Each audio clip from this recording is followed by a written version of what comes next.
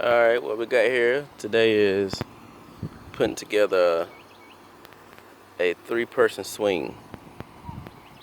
Alright, that's the picture right there. So far I got everything open out the box.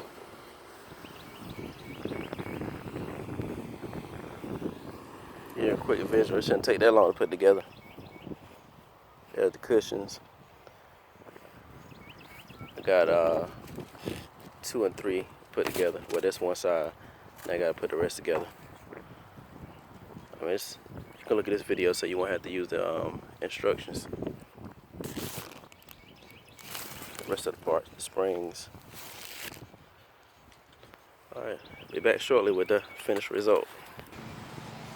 It's another part. Got the top brace on. Now we're gonna put the bottom cross braces on the back and on the sides.